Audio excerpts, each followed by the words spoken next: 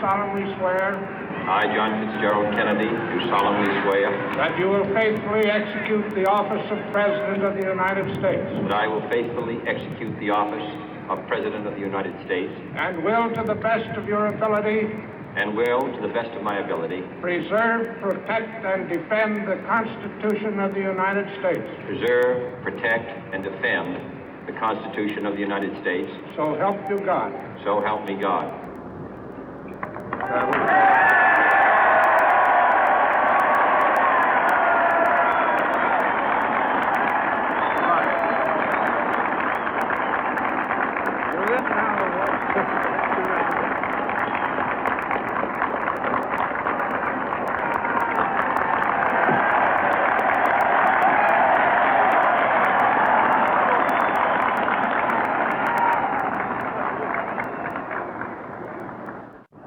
Vice President Johnson, Mr. Speaker, Mr. Chief Justice, President Eisenhower, Vice President Nixon, President Truman, Reverend clergy, fellow citizens. We observe today not a victory of party, but a celebration of freedom, symbolizing an end as well as a beginning, signifying renewal as well as change. For I have sworn before you and Almighty God the same solemn oath our forebears prescribed nearly a century and 3/4 ago. The world is very different now, for man holds in his mortal hands the power to abolish all forms of human poverty and all forms of human life. And yet the same revolutionary beliefs for which our forebears fought are still at issue around the globe. The belief that the rights of man come not from the generosity of the state, but from the hand of God. We dare not forget today that we are the heirs of that first revolution.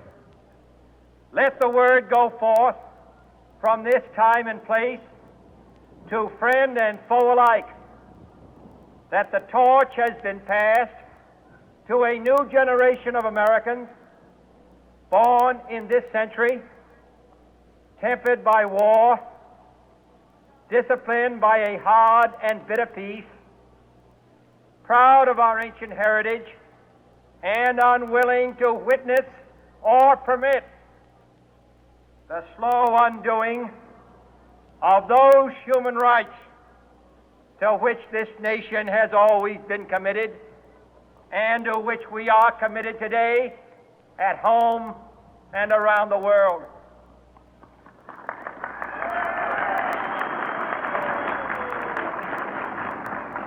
Let every nation know, whether it wishes us well or ill, that we shall pay any price, bear any burden, meet any hardship, support any friend, oppose any foe to assure the survival and the success of liberty.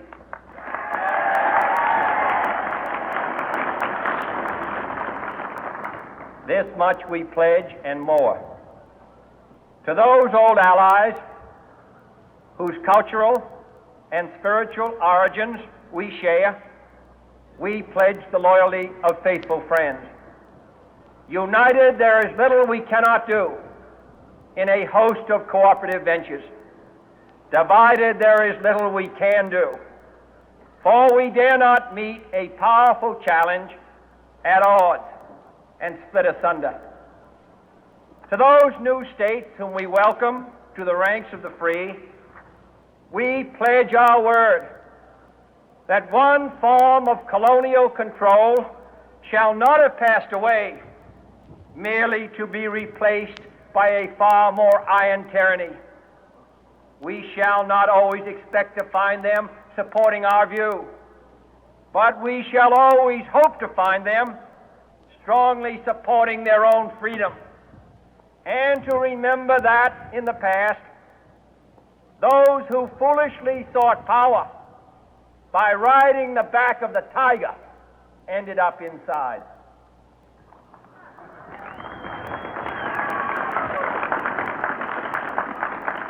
To those people in the huts and villages of half the globe struggling to break the bonds of mass misery, we pledge our best efforts to help them help themselves for whatever period is required, not because the communists may be doing it, not because we seek their votes, but because it is right. If a free society cannot help the many who are poor, it cannot save the few who are rich.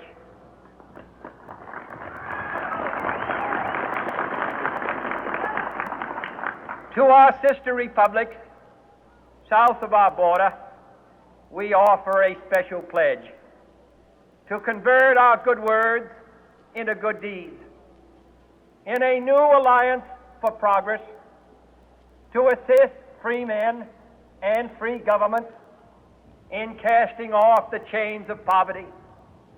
But this peaceful revolution of hope cannot become the prey of hostile powers.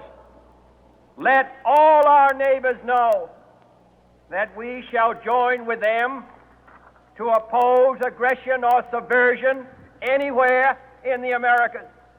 And let every other power know that this hemisphere intends to remain the master of its own house.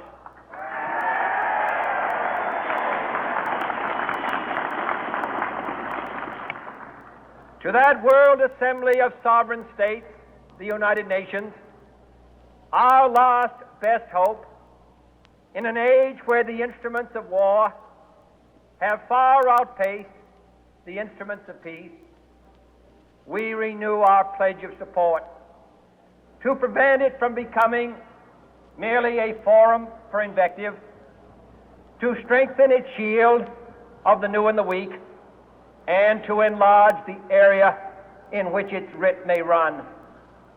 Finally, to those nations who would make themselves our adversary, we offer not a pledge, but a request that both sides begin anew the quest for peace.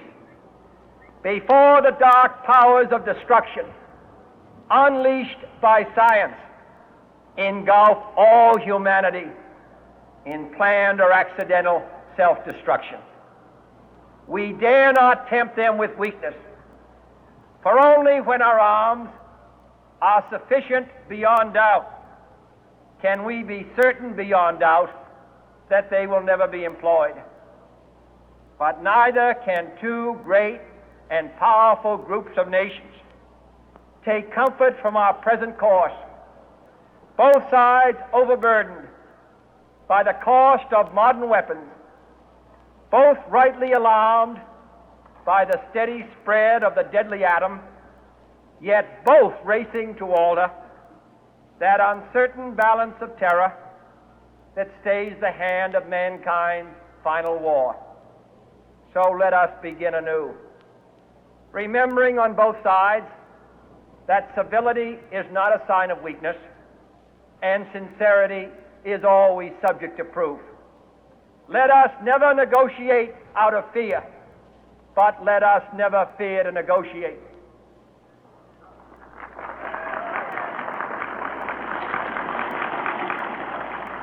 Let both sides explore what problems unite us, instead of belaboring those problems which divide us.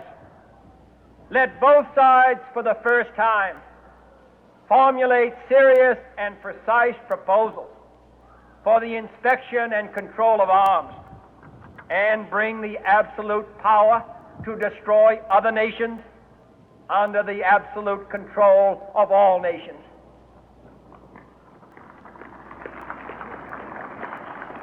Let both sides seek to invoke the wonders of science instead of its terrors. Together, let us explore the stars, conquer the deserts, eradicate disease, tap the ocean depths, and encourage the arts and commerce. Let both sides unite to heed in all corners of the earth the command of Isaiah to undo the heavy burden and let the oppressed go free. And if a beachhead of cooperation may push back the jungle of suspicion, let both sides join in creating a new endeavor, not a new balance of power, but a new world of law, where the strong are just and the weak secure and the peace preserved. All this will not be finished in the first 100 days, nor will it be finished in the first 1,000 days, nor in the life of this administration, nor even perhaps in our lifetime on this planet. But let us begin.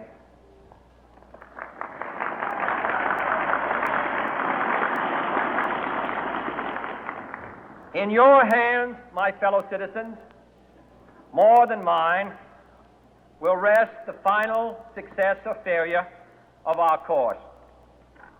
Since this country was founded, each generation of Americans has been summoned to give testimony to its national loyalty. The graves of young Americans who answered the call to service surround the globe.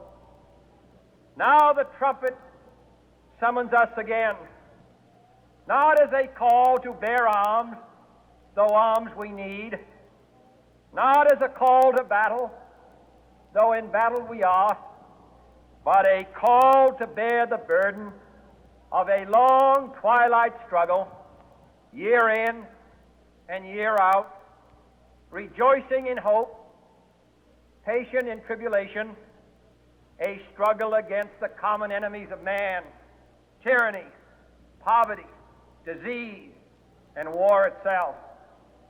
Can we forge against these enemies a grand and global alliance, north and south, east and west, that can assure a more fruitful life for all mankind? Will you join in that historic effort?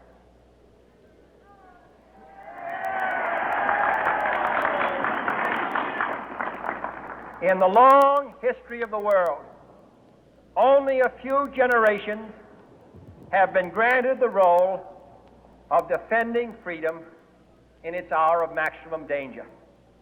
I do not shrink from this responsibility. I welcome it.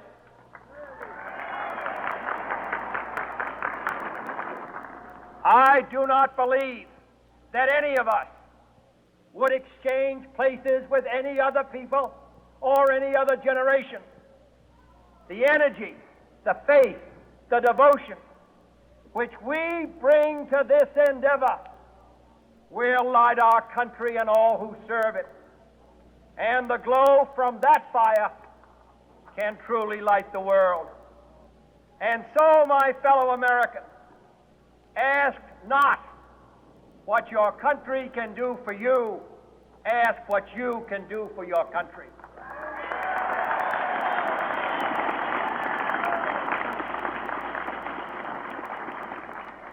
My fellow citizens of the world, ask not what America will do for you, but what together we can do for the freedom of man.